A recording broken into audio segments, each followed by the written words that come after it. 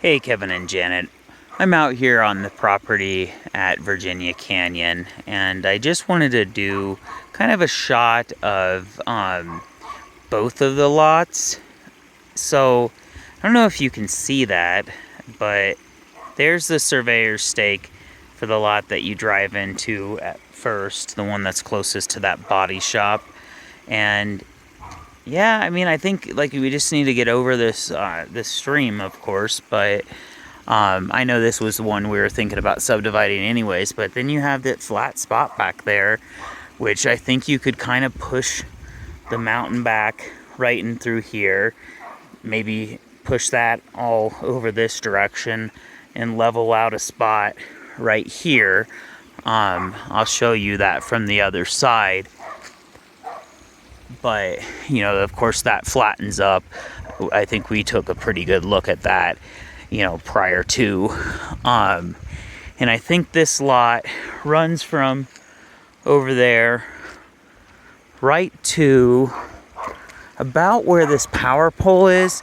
According to my GPS, it was a little bit further, kind of closer to where that basketball hoop is.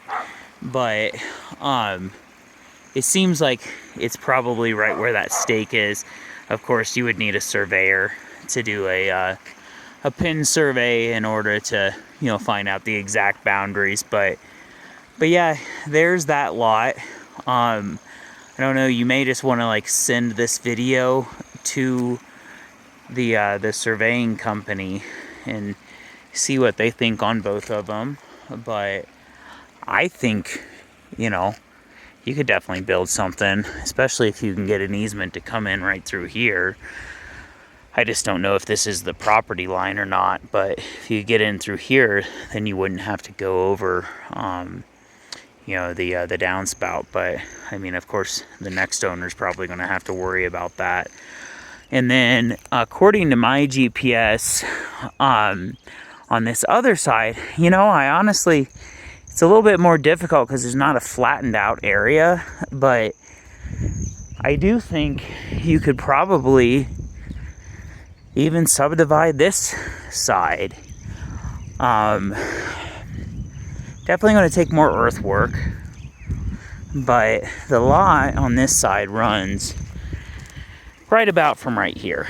So according to my GPS, which like I said isn't 100% accurate, but it looked like the line was right about at this location, heading up that way.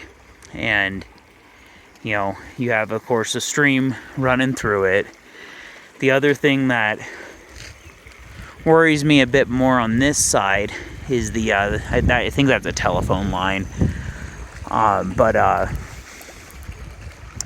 You know, right through here, maybe if you could put a driveway in and push that, they might have to, you know, move the telephone pole, but that might be doable.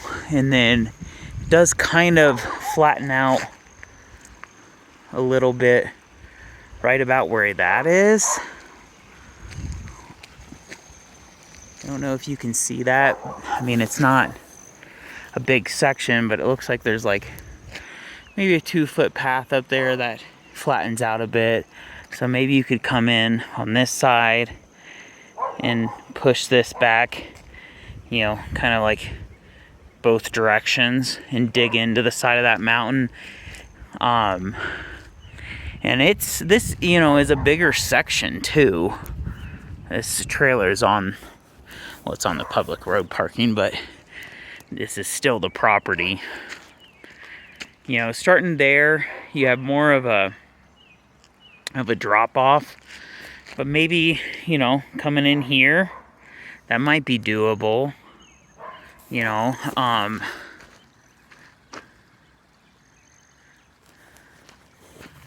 that's really, you know, kind of flattens off right up there. So maybe you could kind of use that, and then the slope's not too bad going up in that direction. So I would think kind of this area right in here would be, you know, the most logical build spot, because as you can probably see a little bit, it starts to steepen out you know, as you come towards this direction. Looking at that, you can see, you know, how much ground has eroded, you know, going down to the stream versus up here.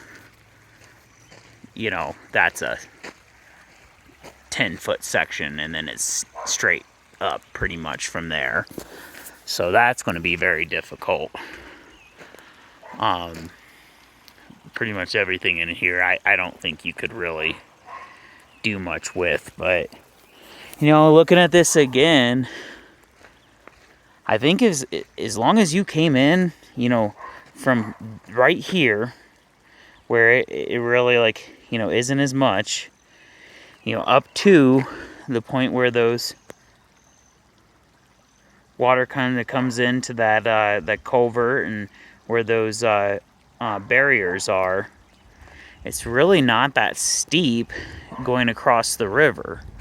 So, and then it does flatten off a little bit. So I wish I could get on that side for you, but right up there isn't too steep. You know, as you get in here, that's steep. Right here really isn't that bad. I mean, even as it starts to go up, it's not that bad.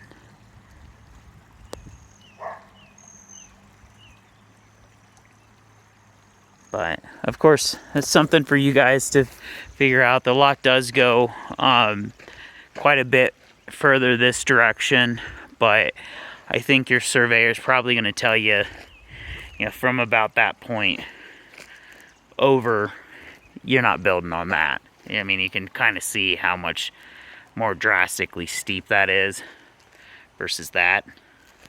So that's your area. If you're going to make this into a lot, build there and then build on the other side. I used my foot to kind of mark off the boundary with my GPS before I walked. So goes till roughly right here, you know, very roughly. This is not a survey, but all the way down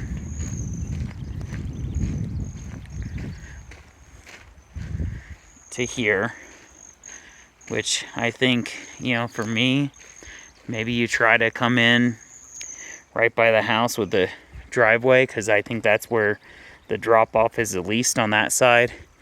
Get up into there, push the mountain back, and I think you might have a lot here. So personally, I would try to subdivide both.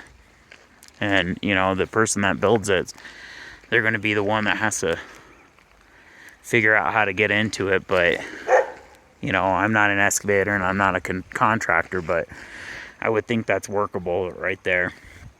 So, sorry this took a while to get to you, but I hope it helps. Talk to you soon.